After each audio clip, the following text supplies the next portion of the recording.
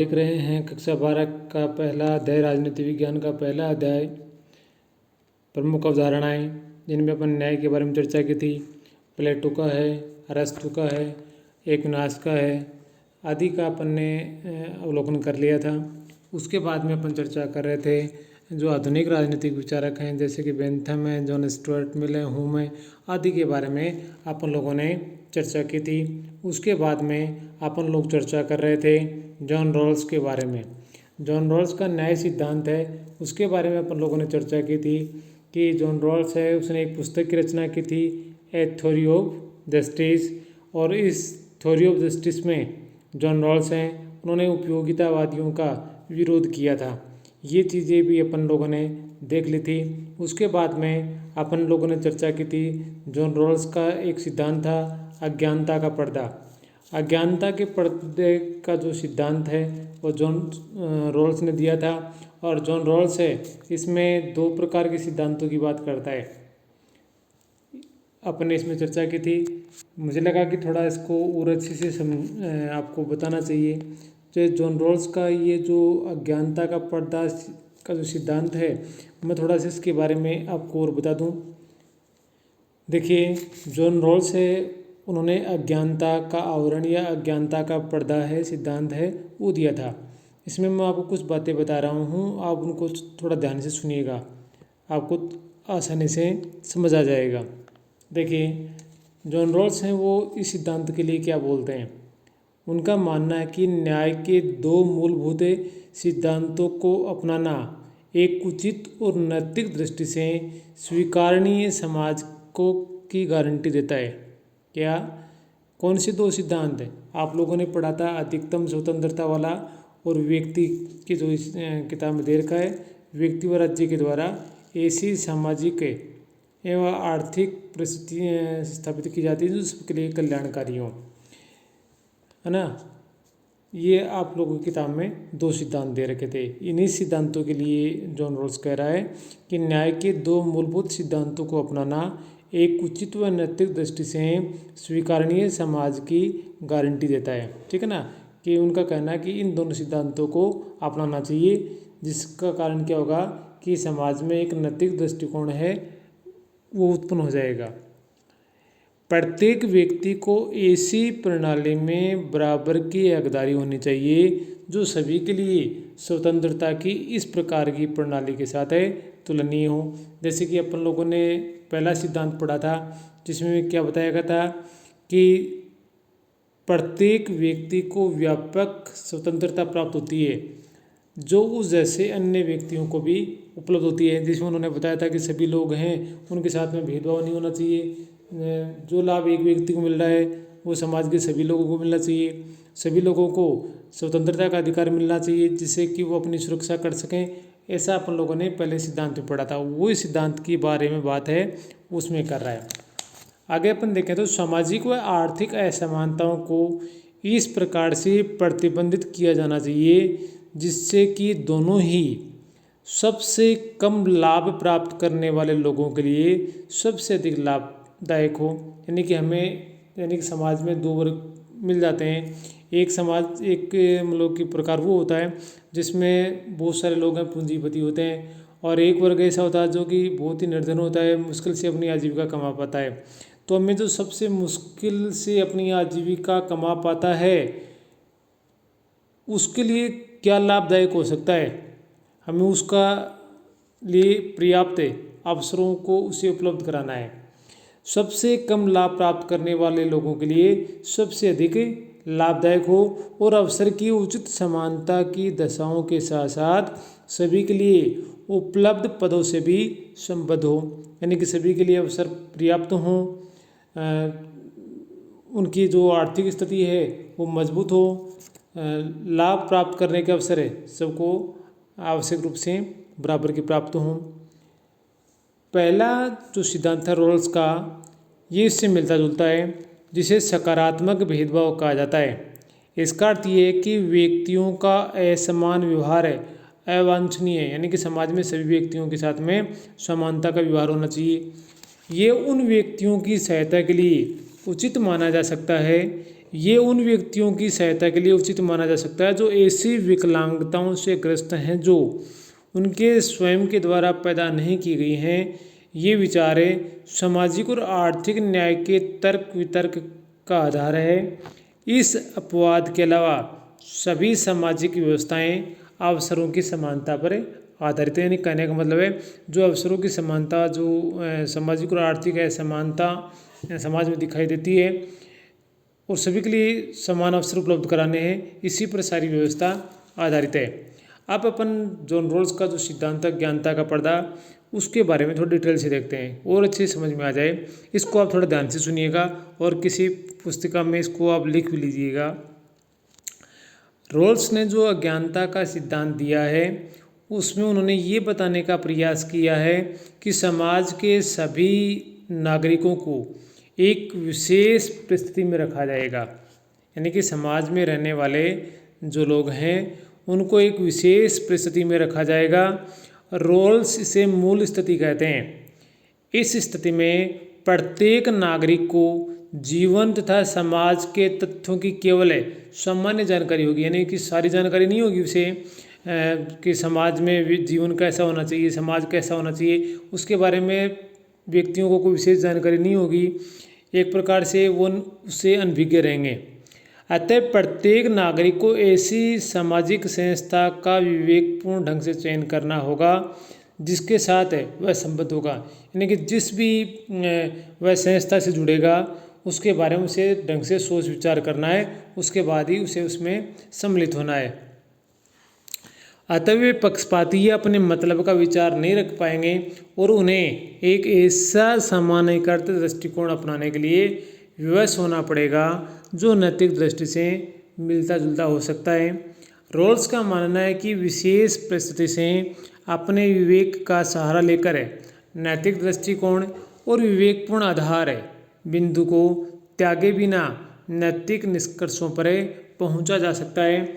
इस प्रकार से जो जॉन रॉल्स का जो न्याय का सिद्धांत है वो इसी पर आधारित है, समानता पर। यानी कि समाज में जो लोग निवास करते हैं वो एक प्रकार से सरकार के कार्यों से उसे अनभिज्ञ रहना है। सरकार क्या कार्य कर रही है उसे उनसे कोई मतलब नहीं रखना है, केवल अपने लाभ के लिए क्या आवश्यक है केवल उसी पर ध्यान देना है। ठीक है, ये जॉन रॉल्स का न्याय सिद्धांत हो गए। और उसके बाद में आपका आता है न्याय के विविध रूप। न्याय के विविध रूपों में आप देखिएगा कि इसमें जैसे कि आपको बता रखा है कि इसमें कुछ रूप बताए हैं कि परंपरागत न्याय या आधुनिक न्याय, उसमें क्या सिमिलरिटी है। देखिए, परंपरागत रूप से न्याय की दो धारणाएं प्रचलित रही हैं, नैतिक धारणा और कानूनी।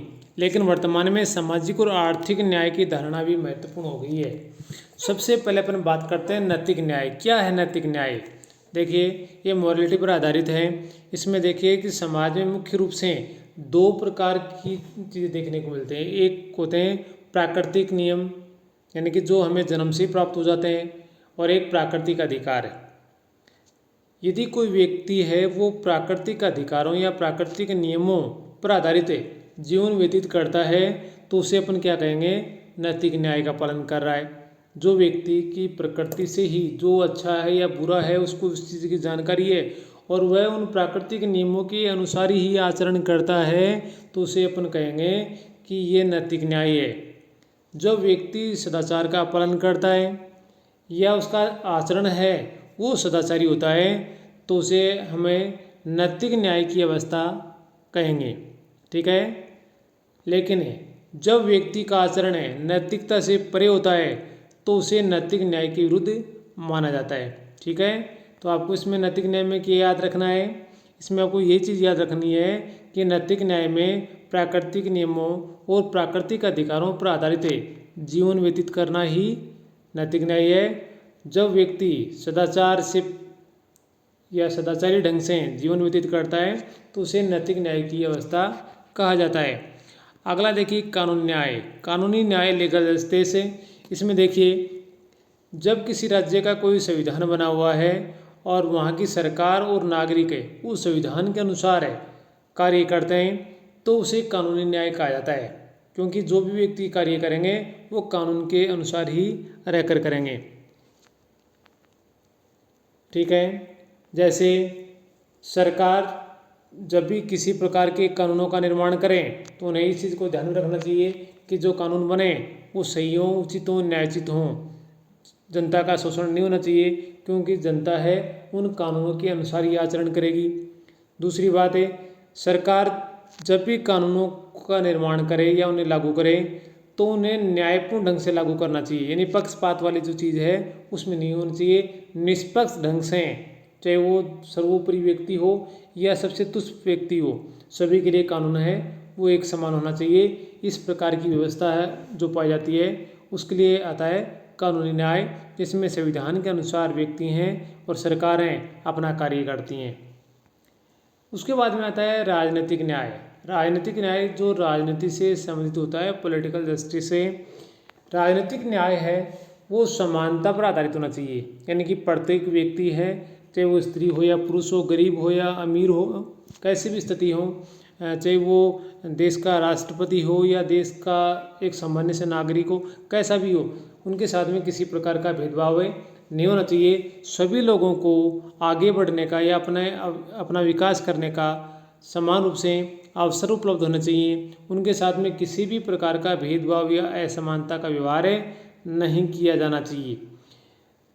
राजनीतिक न्याय में क्या चीज़ आती हैं? अपन ने कहा कि सभी व्यक्तियों को आगे बढ़ने के लिए समान अवसर मिलना चाहिए। क्योंकि राजनीति की बात कर रहे हैं तो राजनीति में इस प्रकार की क्या हो सकते हैं, जैसे कि वयस्क मताधिकार। भारत की बात करें तो 18 वर्ष का व्यक्ति, चाहे स्त्री हो या पुरुष हो, या आप कह सकते हैं कि चाहे गरीब हो या अमीर हो या किसी भी वर्ग का व्यक्ति हो, 18 वर्ष की आयु प्राप्त कर लिए वो मताधिकार का प्रयोग कर सकता है, अपने विचारों का संप्रेषण कर सकता है, अपने विचार अभिव्यक्त कर सकता है ना, या किसी सार्वजनिक पद को प्राप्त कर सकता है, किसी भी प्रकार का चुनाव लड़ सकता है ना, जैसी उसकी योग्यता है, योग्यता के अनुसार अपना कार्य कर सकता है, राजनीतिक कार्यक्रमों में भाग ले सकता है या राजनीतिक पदों को प्राप्त कर सकता है। इसे अपन कहेंगे राजनीतिक न्याय। उसके बाद में बात करते हैं सामाजिक न्याय। सामाजिक न्याय से मतलब क्या है? समाज में रहने वाला प्रत्येक व्यक्ति, चाहे वो किसी भी वर्ग का हो, महिला हो या पुरुष हो, कैसी भी उसकी स्थिति हो, है ना, तो उसके साथ में किसी प्रकार का भेदभाव नहीं किया जाएगा। ठीक है ना, ऊंची जाति का हो, नीची जाति का हो, स्त्री पुरुष हो, कैसी भी स्थिति हो, उसके साथ में किसी प्रकार का भेदभाव नहीं किया जाएगा। अच्छे जीवन के लिए आवश्यक परिस्थितियाँ उत्पन्न करनी चाहिए, किसके द्वारा?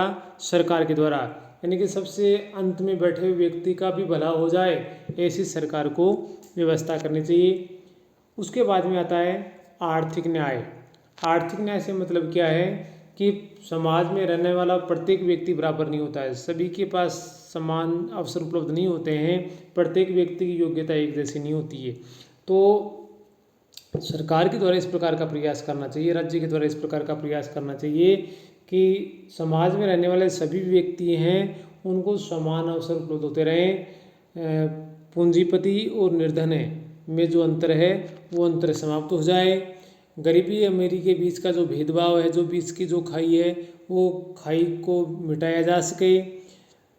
प्रत्येक व्यक्ति की आर्थिक स्थिति मजबूत हो, सरकार को इस प्रकार का प्रयास करना चाहिए। तो ये तो चीज़ें हैं, ये अपन लोगों ने इसमें देखी कि न्याय के 5 प्रकार बता दिए: नैतिक न्याय, कानूनी न्याय, राजनीतिक न्याय, सामाजिक न्याय और आर्थिक न्याय।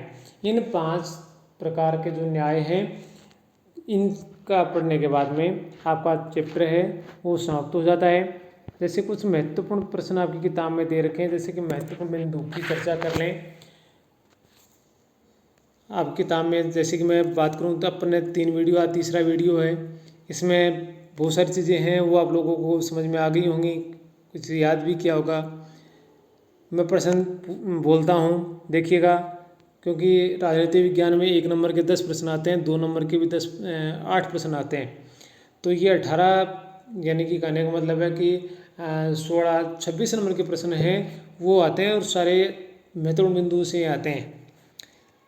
पाश्चात्य राजनीतिक विचारक, मैंने अपने पाश्चात्य राजनीतिक विचारों की जब अपने लोगों ने बात की थी, पाश्चात्य राजनीतिक विचारक कौन से हैं? यूनानी राजनीतिक विचारक हैं। हमने सबसे पहले चर्चा करी थी सुकरात, अरस्तु, प्लेटो की। तो इसमें क्या लिखा हुआ है?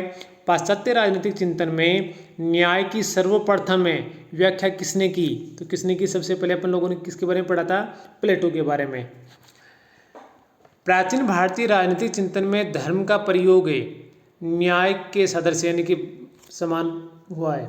यानी कि धर्म है, यदि कोई व्यक्ति अपने धर्म का पालन करता है तो उसे अपन क्या कहेंगे? उसके साथ में न्याय हुआ है। और यहाँ राजनीति विज्ञान में इस चैप्टर में धर्म का प्रयोग किसके लिए हुआ है? अपने कर्तव्य के पालन करने में। जब व्यक्ति अपने कर्तव्य का पालन कर लेता है तो उसके लिए अपने शब्द कौन सा काम मिलेंगे? न्याय। प्लेटो ने न्याय को मनुष्य का आत्मीय गुण माना है। और प्लेटो ने मनुष्य के जो आत्मीय गुण हैं उनमें कितने भागों में बांटा है? किताब में आप लोगों ने जब प्लेटो के बारे में अपन लोग पढ़ रहे थे तो उसमें अपन लोगों ने क्या पढ़ा था कि प्लेटो के बारे में जब चर्चा की तो प्लेटो के 3 जो मैं बोलूँ कि जो आत्मीय गुण हैं जिनको अपन लोगों ने क्या नाम दिया था? मानवीय आत्मा के 3 तत्व है। कौन से? तृष्णा, शौर्य और बुद्धि, है ना। तो अगर इसमें अपन लोगों ने ये प्लेटो ने अपने व्यक्ति के कार्य अलग अलग बांट देते हैं कि तृष्णा किस में होगी, शौर्य किस में होगा, बुद्धि किस में होगी। तो मनुष्य न्याय को मनुष्य का आत्मीय गुण किसने माना है?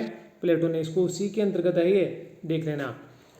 प्लेटो के अनुसार प्रत्येक व्यक्ति के द्वारा अपना निर्दिष्ट कार्य करना, दूसरे के कार्यों में हस्तक्षेप नहीं करना न्याय है। ये प्लेटो की परिभाषा थी, अपन लोगों ने इसको देख लिया था।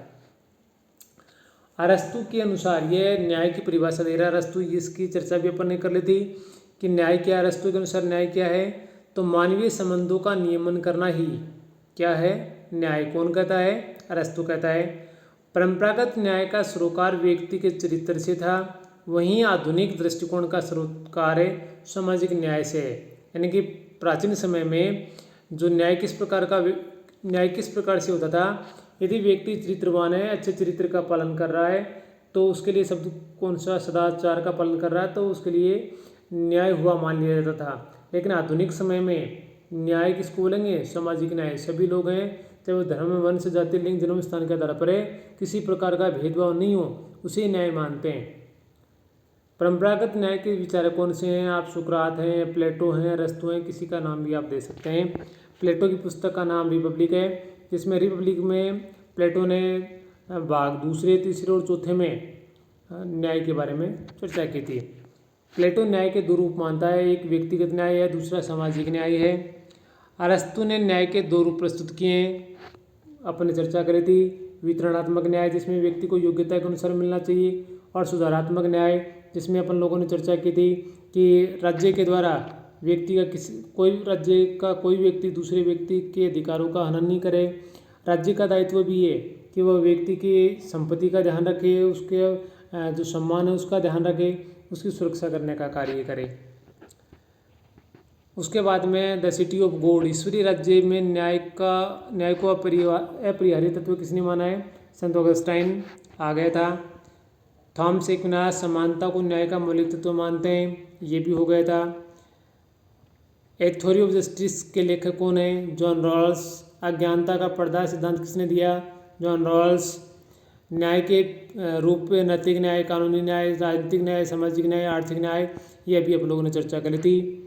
डेविड ह्यूम ने नियमों की अनुपालना को ही न्याय माना है, ये भी हो गया था। अधिकतम लोगों के अधिकतम सुख ही न्याय का मूल मंत्र किसने माना है? कल बात की थी जेरेमी बेंथम ने। John Stuart Mill, J.S. मिल ने न्याय को सामाजिक उपयोगिता का सबसे महत्वपूर्ण तत्व माना है। तो ये देखिए अपन लोगों ने 3 वीडियो में पढ़ा न्याय के बारे में। आपका पहला चैप्टर मेरे हिसाब से इसमें कंप्लीट हो गया।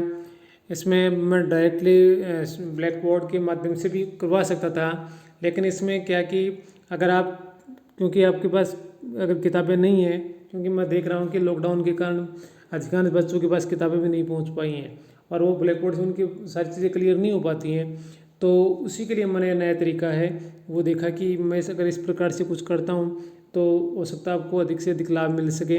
तो ये जो वीडियोज़ हैं, पहला, दूसरा और तीसरा, ये आपकी जो राजनीति विज्ञान कक्षा 12 का है उसका पहला चैप्टर है, उस 3 वीडियोज़ में आपका पहला चैप्टर कंप्लीट हो जाता है। इसको आप देखिएगा, समझने का प्रयास करें। धन्यवाद।